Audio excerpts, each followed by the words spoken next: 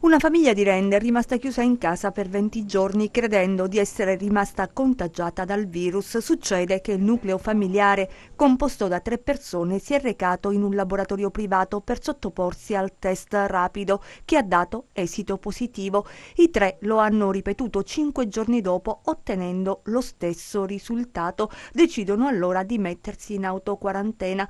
Con il passare dei giorni però nessuno dei 3 presentava sintomi. Le continue telefonate del medico di famiglia si concludevano sempre con la raccomandazione: siate prudenti. Con il passare dei giorni aumentavano ansie e timori. A questo punto il nucleo familiare ha deciso di sottoporsi al tampone molecolare. Giorni dopo l'effettuazione del test, la risposta: tutti e 3 negativi.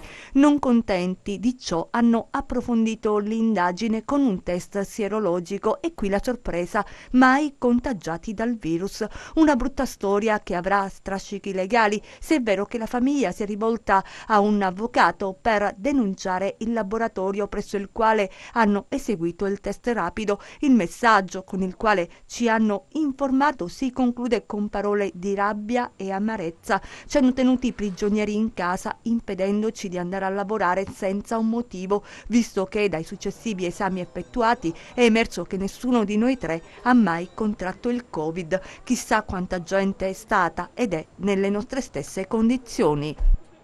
Grazie a voi per averci scelto ancora una volta il settimanale di Tele-Europa Network, che è sul 10 del digitale terrestre, raccontando i fatti della settimana, o almeno gli argomenti più salienti trattati dalla redazione giornalistica e riassunti in questa che poi è la copertina che ogni settimana ci regala, insomma, il nostro factotum, il nostro Deus Ex Machina, che è Luca Chito, che sta dall'altra parte del vetro, quindi governando i tasti.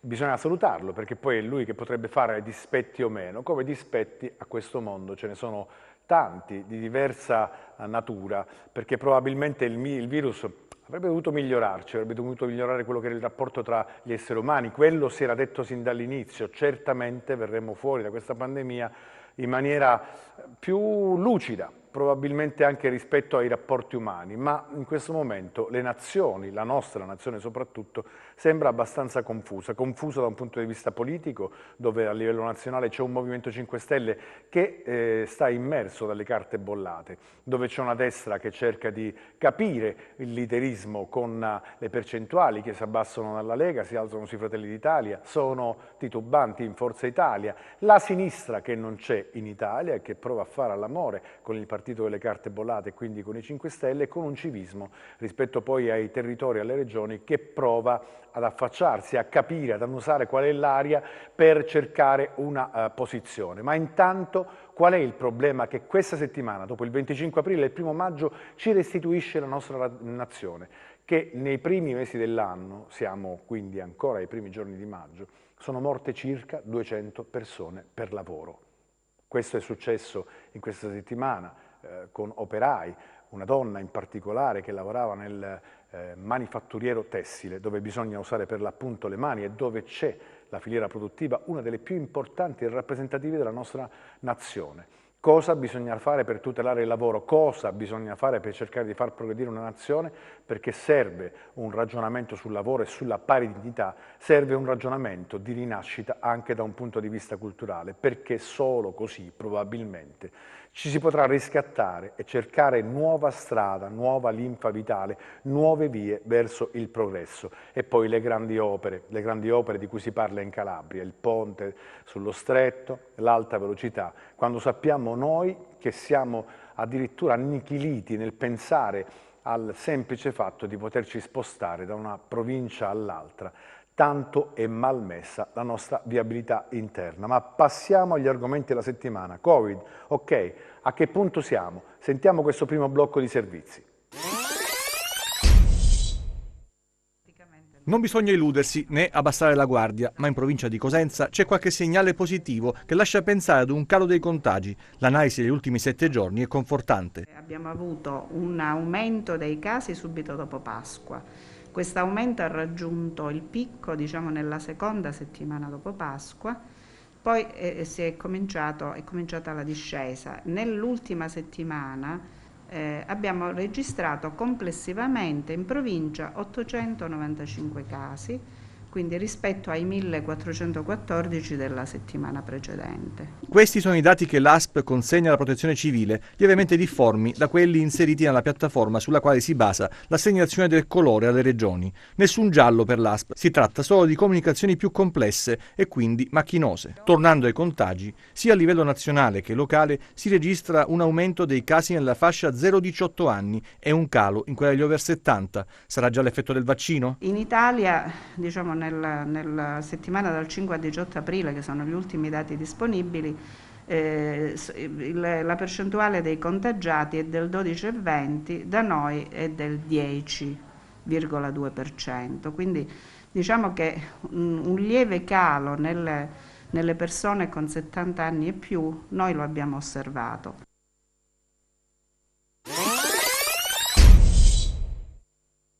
La Calabria passa in zona gialla. Dopo settimane difficili per la forte incidenza dei casi per 100.000 abitanti, la nostra regione negli ultimi 7 giorni ha visto la curva dei positivi flettersi e allentare la pressione sugli ospedali. Dunque la nostra regione cambia ancora colore grazie all'indice RT pari a 0,74 e alla situazione contagi e ricoveri in fase di miglioramento. Ma cosa cambia in zona gialla? Gli spostamenti nel rispetto del coprifuoco sono liberi, non serve autocertificazione nemmeno per passare da una regione gialla all'altra. Cambiano le regole per le visite private. Fino al 15 giugno nelle regioni gialle potranno raggiungere un'altra abitazione privata 4 persone che potranno portare con sé figli minori di età anche superiore ai 14 anni.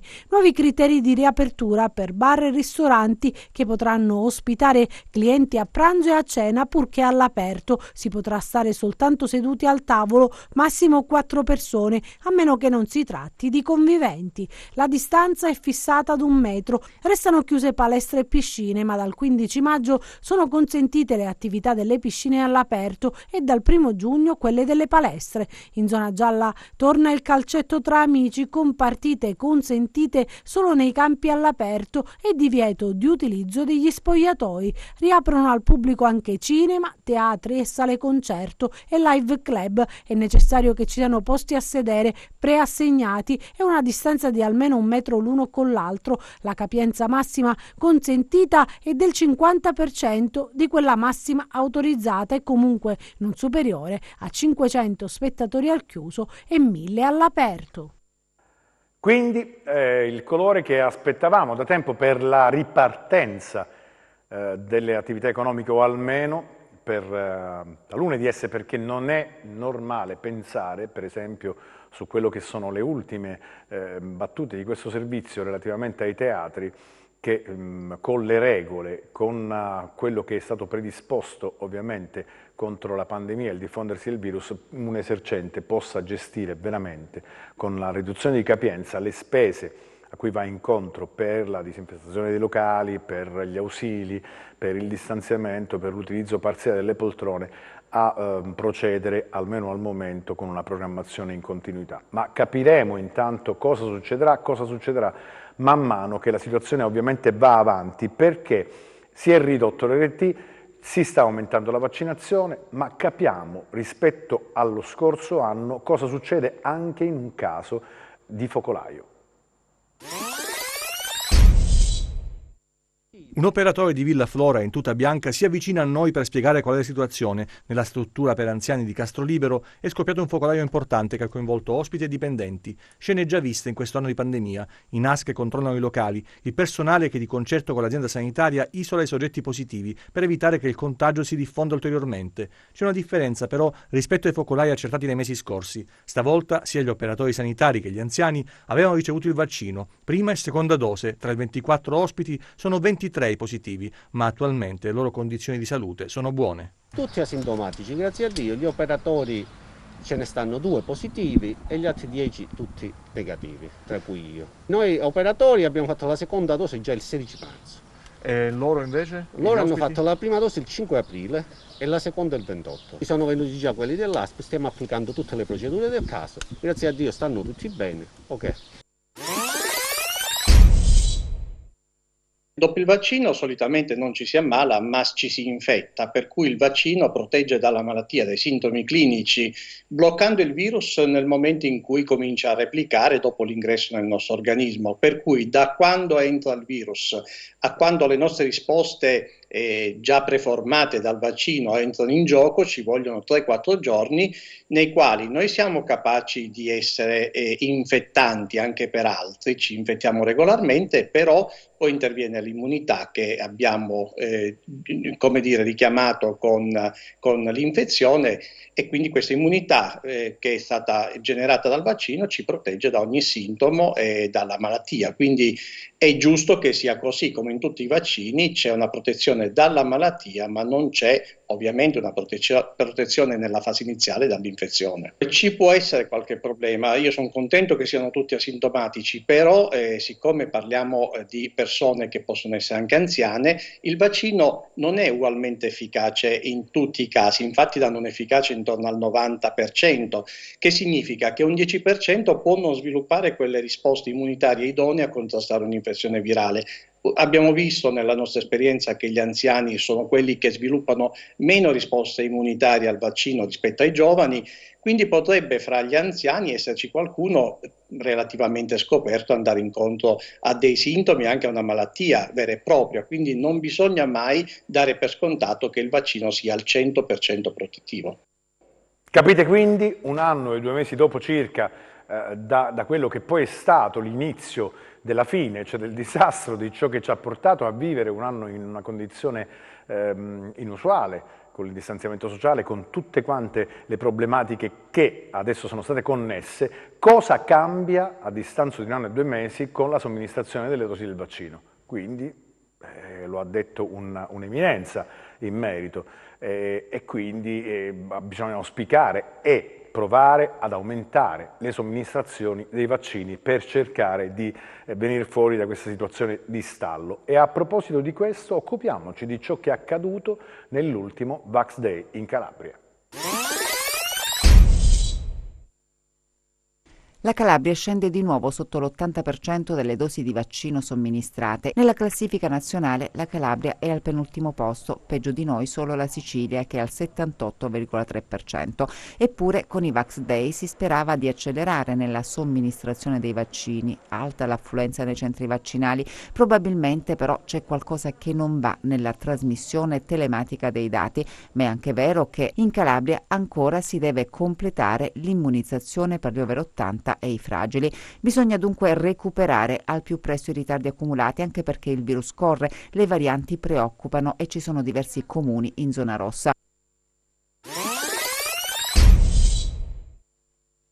60.000 vaccini inoculati nella 4 giorni del Vax Days dedicata a San Francesco di Paola. Superati tutti i target grazie ad un lavoro straordinario dei 21 centri vaccinali dislocati su tutto il territorio, oltre ai 90 punti già presenti. Ma il dirigente generale della Protezione Civile calabrese Fortunato Varone parla anche di criticità e assicura che il vaccino AstraZeneca è più che sicuro. Da segnalare su questi 4 giorni che abbiamo avuto 40.000 slot di prenotazioni vacanti, quindi ci sarebbe stato spazio per 40.000 persone per arrivare a 100.000 inoculazioni, 60.000 è un buon numero, però quello che è importante è invitare le persone a vaccinarsi. Il vaccino AstraZeneca è un vaccino sicuro, sentivo dai titoli del giornale che è morta una famiglia di Covid, si muore più di Covid che di vaccino.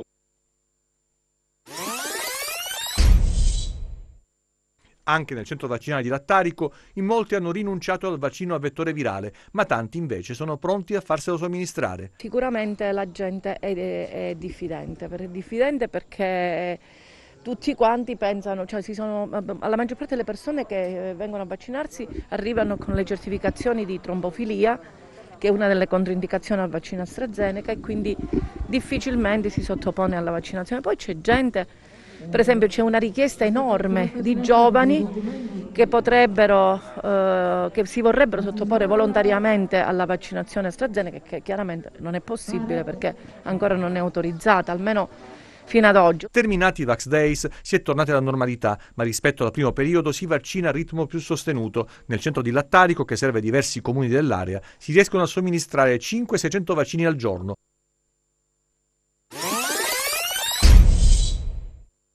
Diffidenza che non ha nessun senso di esserci, perché è un vaccino sicuro, è un vaccino molto efficace, non dà sintomatologie di nessun tipo gravi, se non appunto dei rialzi febbrili, un po' di astenia, cioè di mancanza di forze, ma cose che sono comuni anche al vaccino contro l'influenza. Direi che tutta quella che è stata la polemica di questo ultimo mese nei confronti di AstraZeneca va ridimensionato. Purtroppo anche un banale farmaco può dare un morto o un evento fatale ogni milione di persone, addirittura come in questo caso. Diciamo che i vaccini salvano milioni di persone, ci sta nei farmaci come nei vaccini un evento rarissimo che può essere anche fatale e di cui certamente dobbiamo preoccuparci, ma non certo essere così terrorizzati rispetto alla possibilità di salvare milioni e milioni di persone in tutto il mondo. Tutti i vaccini sono risultati eccezionalmente validi nel contrastare anche le varianti, quindi più ci vacciniamo, più in fretta lo facciamo, più usciamo fuori da questa pandemia. Quindi io mi auguro che voi possiate affidare delle parole di Caruso, ma se dovesse servire, io ad esempio sono un vaccinato AstraZeneca, per cui gli effetti che ha descritto sono esattamente quelli, l'astenia, un minimo di febbre, quella è stata una sofferenza minima per un paio di giorni, ma pensate, senza invece la vaccinazione. È chiaro che quando si programma una campagna vaccinale ci possono essere nelle percentuali che però conosciamo, che non sono talmente preoccupanti, ci può essere il fenomeno del caso avverso, ma non è questo che ci farà uscire dalla pandemia e quindi dal poter ricominciare una vita, tra virgolette, normali, perché di normalità alle nostre latitudini se ne parla anche un po' a sbuffo. Consentiteci questo francesismo, ma siccome abbiamo bisogno di vaccinare, la Calabria prova ad accelerare con la vaccinazione del Covid. Sentiamo, questi sono 2 servizi per voi. In attesa del vaccino ci sono tante persone fragili, probabilmente il coinvolgimento dei medici di base, che è rimasto per lo più sulla carta, potrebbe dare risposte a queste categorie particolarmente sensibili, ma la Calabria con i Vax Day e l'apertura dei nuovi centri vaccinali in provincia di Cosenza, l'ultimo in ordine di tempo ad essere autorizzato è stato Mendicino, sta provando ad accelerare. Da lunedì, come annunciato dal generale Figliuolo, si darà il via alla vaccinazione degli over 50 e mentre si riprende la somministrazione per gli insegnanti e il governo discute sulla possibilità di inoculare le seconde dosi in vacanza, la Calabria, secondo quanto affermato dal commissario Longo, dovrebbe terminare le operazioni entro l'estate. Maggio, mese strategico anche per la nostra regione, dunque, che potrebbe arrivare alla svolta, ma nonostante il vaccino, come ripetono gli esperti, non bisogna abbassare la guardia. Sono state attivate nuove sedi vaccinali, ma purtroppo la carenza di personale ne limita giorni e orari di apertura e poi bisogna comunque muoversi in base all'arrivo dei vaccini nella nostra regione. Siamo arrivati già a 40 sedi vaccinali e ovviamente in alcune di queste il personale viene utilizzato a giorni alterni, quindi non c'è una continuità in diverse di queste sedi, perché il personale è quello che è e soprattutto abbiamo problemi con personale di supporto infermieristico e quello che inserisce i famosi dati sulla piattaforma. Più di questo credo che non sia il caso di accelerare, di aumentare, perché potremmo avere dei problemi anche con l'approvvigionamento. Quindi noi abbiamo l'approvvigionamento di un certo numero di vaccini che in questo momento ci consentono di garantire le sedi che abbiamo. La previsione del commissario Longo è di vaccinare tutti i calabresi entro la fine dell'estate. La speranza c'è che per fine agosto i calabresi possano essere tutti vaccinati. Secondo me è possibile, perché diciamo che in questo momento stiamo facendo il lavoro difficile, cioè quello degli anziani e dei soggetti a domicilio. Dopodiché, man mano che scenderanno le categorie di età da vaccinare, sarà molto più semplice il processo di vaccinazione. C'è una lentezza su quelle che poi sono le vaccinazioni dei soggetti fragili a domicilio, questo ve lo posso testimoniare in maniera diretta, avendo poi 2 genitori che sono in questa condizione, ma ci auguriamo che anche questo possa essere migliorato, che possa in un certo qual modo arrivare a compimento, perché questa data, questa deadline del 30 agosto dovrebbe essere una data, almeno ci auguriamo, in cui si potrà certamente in prospettiva vivere con una consapevolezza del domani probabilmente leggermente diversa e più ottimistica. Ma per quello che abbiamo appena detto, ci sono dei problemi con le prenotazioni online. Partiamo con l'ultimo servizio, perché sono stati attivati dei canali di comunicazione per segnalare, per l'appunto, le disfunzioni di prenotazione sulla piattaforma di Poste Italiane. Il nostro obiettivo è quello di far vaccinare tutti e di stare vicino a tutti quanti i cittadini, e abbiamo aperto una serie di canali di comunicazione, intanto un numero regionale al quale segnalare eventuali discrasie sulla piattaforma, che è lo 0961 78 9775. Abbiamo aperto un'email nella quale mandare delle segnalazioni, soprattutto per le persone che hanno un numero di tessera sanitaria che non corrisponde a quella caricata sul sistema, perché nel tempo magari ci sono stati degli aggiornamenti e quindi i numeri non coincidono, e questa qui la mail è info.vaccini@regione.calabria.it. Inoltre stiamo facendo ogni giorno una diretta Facebook con il nostro ingegnere informatico, il quale risponde alle domande degli utenti, e poi abbiamo aperto anche un canale Instagram dove abbiamo già ricevuto centinaia di messaggi e stiamo risolvendo i problemi a tutti quanti i soggetti. Considerate che per fare tutto ciò abbiamo fatto turni di 8 ore H24 con i nostri operatori, e quindi stiamo rispondendo anche la notte. Quindi chi dovesse avere problemi, di utilizzare questi 4 canali che ho dato per segnalarci le discrasie, e nel giro di 48 ore siamo in grado di risolverli.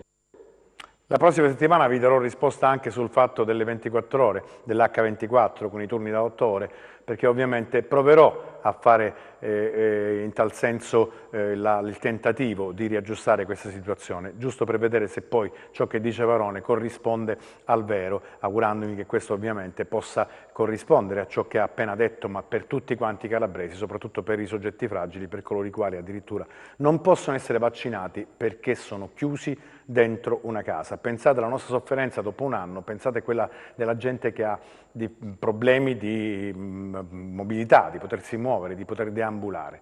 Comunque siamo giunti al termine di questo numero, una settimana, abbiamo detto in apertura, segnata da eventi tragici anche per la Calabria, perché se da un certo punto di vista il buon lavoro della DDA di Catanzaro viene fuori con diverse inchieste, c'è da dire che siamo lontani dal risolvere i problemi che sono legati al malcostume, alla malavita, alla gestione della cosa pubblica nella nostra regione, ma ogni tanto qualcosa di positivo succede, e questo succede in una delle ultime province d'Europa, che è Vibo Valentia, un posto bellissimo che conserva tantissime ricchezze naturali, territoriali, culturali, ma pensate che la città di Vibo Valentia è stata eletta per il 2021 la capitale nazionale del libro. Questa è un'occasione importante da non perdere per la provincia di Vibo Valentia, ma per la Calabria tutta. C'è anche un contributo economico di 500.000 euro a sostegno di questa importante manifestazione, che dovrà ovviamente come obiettivo diffondere più possibile la cultura della lettura del libro nella provincia di Vibo Valentia, ma auspichiamo e ci auguriamo per tutta quanta la nostra regione. Questo era l'ultimo servizio, noi vi salutiamo, vi diamo appuntamento alla prossima settimana, ovviamente con l'invito di restare sul 10. Questo è TEN, il canale dell'informazione trasmissione 24 ore su 24 tra TG e approfondimenti. Proviamo a portare nelle vostre case la giusta informazione. Alla prossima!